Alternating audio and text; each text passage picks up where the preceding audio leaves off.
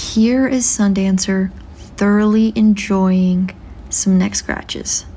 These are the first neck scratches that he's experienced.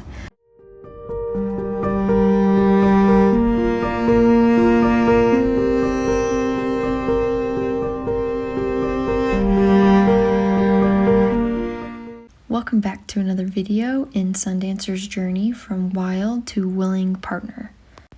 As you can see, pretty much as soon as I step out into the center of the pen to start this session with Sundancer, he comes right over pretty readily and says he's ready to begin. It's great that he's so willing to engage with me. I love that about him. Here he got a little bit spooked. And then we'll just return to a few face scratches to start the day off. Remember, we always want to start our training sessions with some easy behaviors that are easy for the horse to perform. And remember, easy doesn't just mean easy physically, it means the task needs to be easy for the horse to complete mentally as well, meaning they are confident doing the behavior that you're asking. And once his confidence is a little bit boosted, we have a few different repetitions of me asking him to follow me to different locations around the pen, just to go ahead and solidify that behavior a little bit more as well. Now that Sundancer's tag is removed, we want to go ahead and continue expanding the area that we can touch to include his body and eventually down to his legs. This goes by making progress day by day, and we must continue to let our horse investigate us if they want to, because if they don't feel safe with us, they're definitely not going to feel safe with us touching them. In this clip, you'll see me start making my way, touching him down his neck, and then you'll see that I am always making sure to return to the easy behavior of just touching his face. He doesn't mind that at all.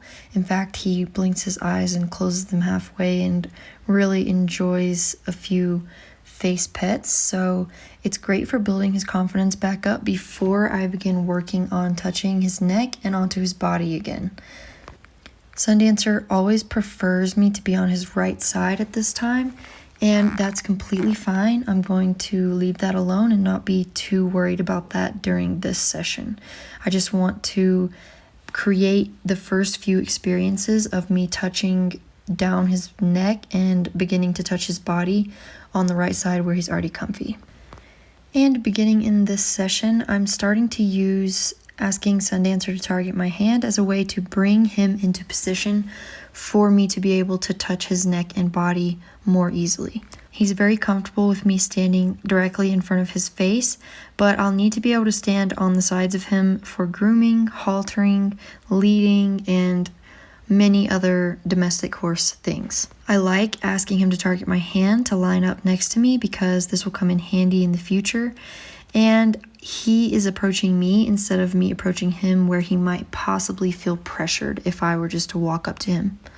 Occasionally throughout the session, I will add in some of the follow me exercise by just moving to different locations around the pen. And I'm starting to move around longer and ask Sundancer to follow me around the pen for longer periods of time. This is the very base behavior of learning how to lead, because leading does not revolve around a lead rope. A lead rope is not what teaches a horse to lead, and neither is a halter. We can do it before we ever begin to put ropes or halters on our horse, and then we will avoid altogether many of the issues and trauma that horses can sometimes gain from being halter broken in a rough way, using a whole lot of pressure and not a lot of release. And right here you see me using my hand to ask him to move forward, in addition to my hips, which Sundancer already responds to fairly well. And now that he's in position, you'll see these are the first touches to his shoulder that we've done in any session yet. And I'd like you to notice how calm he remains. He's not trying to leave. He's just hanging out. He's waiting patiently and waiting for what's going to be asked of him next, which is simply just to stand there calmly and allow me to touch him. Notice that me touching him is not putting him over threshold. His neck is not even raising up in the air at all, which means he is definitely remaining calm and completely accepting my touch. If he remains below threshold and relaxed, then I'm able to continue expanding the area that I can touch. As you can see here, I went further onto his shoulder rather than just touching the very front of his shoulder. However, if he was uncomfortable with me touching the very front of his shoulder, I wouldn't go any further. We would continue working on that area and alternating that with face touches, which he's very comfortable with, in order to boost his confidence, and hopefully he would allow us to touch further back on his shoulder. However, Sundancer doesn't have a problem with that. He's very chill overall, so he doesn't really have a problem with me touching him in this area on this side. So I'm able to continue to expand the area that I'm able to touch and the time I'm able to touch Sundancer for, all while building positive associations with me and making sure that our training sessions are both enjoyable for him and for myself along the way. As Sundancer lets me know it's okay to continue, I'm able to run my hand onto his back for the first time, and as you can see, he still remains below threshold. Always keeping our horse under their stress threshold is a way that we can establish care. Remember care from episode 2? It's happening. This is how it's done. If he gives me a boundary and says I'm not comfortable with you touching me there, I'm going to abide by that boundary. And the same to him. If I give him a boundary, he's going to abide by that boundary. And so with that, our relationship and care for one another develops beautifully. If a relationship has no boundaries, especially a human-horse relationship, it's not possible for human or horse to feel truly safe with one another. And that will definitely come out in your horse's training. If he's not feeling safe with you, things are going to be a lot more difficult than if he trusts you and feels extremely safe with you. In this clip, Sundancer chose to follow me instead of eating hay off the ground, which is a sign to me that we're beginning to develop trust and care. Now, I've been working on his right side up until this point of the session, but now I'm going to go ahead and make sure that I work on the left side as well. The left side is Sundancer's less comfortable side, and with that being said, I'm careful to make sure that I'm beginning again at his face and not just trying to jump straight around and touch his back on the left side, because I was able to just do it on the right side. I also wanted to use this as an opportunity to point out that good horse training is boring. It shouldn't look like a rodeo if you're creating a true connection, true bond, and true relationship with your horse. Now, I do know that I need to catch up Sundancer's left side to the comfort level of his right side with being touched, but as you can see here, his head raises slightly and he tilts his nose away from me when I touch his neck, which is a slight stress indicator, which means I need to continue working in the same area of his body and not try and reach further back down his body before he is ready for it. Here you can see the second time he did not look away and he left his head completely level, which tells me he's getting more and more comfortable with me touching him on his left side.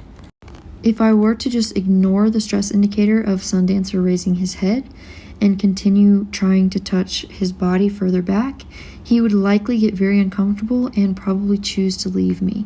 This is why stress indicators and responding to stress indicators is so important. And to finish off this session, I gave Sundancer his very first cookie treat.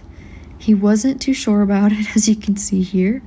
However, he really tried to go ahead and chew it up. I think it was a little bit hard for him and he wasn't too sure about the flavor, but maybe he will show more interest later on. Either way, it doesn't really matter because I'll be using hay pellets to train him. It's just nice to be able to give your horse an actual tasty treat that they enjoy once in a while. And as you'll notice here, Sundancer is still investigating me. This is great. Horses are naturally curious, and it's very important that we let them investigate us so that they can be comfortable around our bodies. If a horse goes through training from unhandled to being ridden and never gets to investigate a human, they're going to be carrying around a great deal of anxiety because they are not sure what a human is, since they've never had a chance to really investigate it of their own accord. If Sundancer wants to investigate me at any point in the session, I will stop and let him do so for as long as he wants. This is our next session, and I'm showing you guys in this piece how I like to start my session with stillness and a little bit of focus on my breathing. What I'm doing here is just sitting, my eyes are lightly closed, and I'm making sure that when I'm breathing, my exhale lasts 1 second longer than my inhale until both my inhale and my exhale take about 10 seconds. What this does is slows down your heart rate and actually allows your brain to enter an alpha wave state where you are completely present and focused on what's happening in front of you without extra thoughts running around in your mind. Our horses respond incredibly well to a calm, relaxed, and present mind. And this is because horses in the wild rely on one another to find threats. Now, our rapid thoughts can seem like a threat to the horse because of how we react to them, as if they are real and as if they are threats. So if we are careful to take time and slow down at the beginning of a session, our horses will respond accordingly and also be more relaxed and calm in our presence. And I'm also giving Sundancer this time to continue checking me out as much as he wants to. And I'm going to be spending this entire session on Sundancer's left side. We need to get the left side as comfortable as the right side is with me being over there and touching him from that side. As you can see here, he is trying to put me back on his right side, which is okay. I'm not doing anything to punish that behavior. I'm just simply waiting for him to come back around, gently petting his neck and clicking and rewarding for him allowing me to stand on his left side. Now, if we skip to the end of the session here, Sundancer is letting me touch his neck on the left side, and he's even coming up to allow me to do so, but he does get a little antsy and take a step back here and there. This is not bad. As I say, training is not linear. There will be ups and downs. You may have a great training session and then things regress the next day and then regress the next day again before they ultimately get better on the 4th day. And so I'm not worried about this behavior. All I need to do is return to an easier behavior like stroking his face here and allowing him to get more comfortable with me at the same time while he is just standing there allowing me to pet his face, which is fairly easy. I also want to note here that my shirt blowing in the wind could definitely be contributing to Sundancer getting a little spooked just then. Billowing clothes like this are not something that horses see in the wild, and so it can really seem like a big scary threat to them. Your choice of clothing is always something to keep in mind when working with your horse and trying to determine what is going on with them.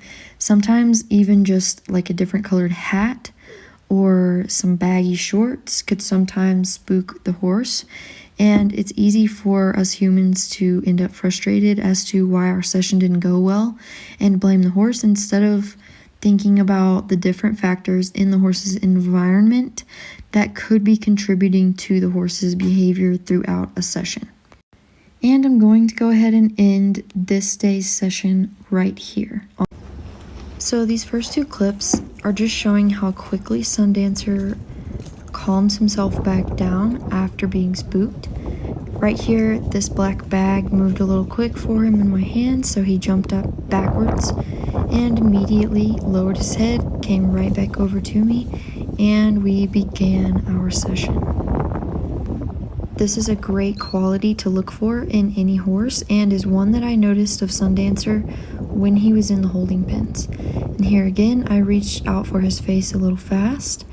He jerked his head up, so I stopped reaching. Now I'm just going to wait for him to signal to me he's ready to continue.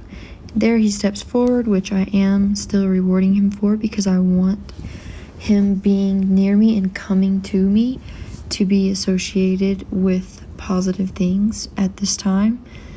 So then we will seamlessly move into some face touches and working on touching his neck on this left side still.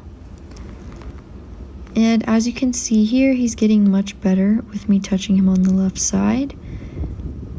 Right there was just me backing up because he showed me a stress indicator, and then I was able to go ahead and pet his neck. This is just a process that takes lots of time, patience, and repetition from us in order to move our horse along calmly and happily. And for the last clip in this video, here is Sundancer thoroughly enjoying some neck scratches. These are the first neck scratches that he's experienced.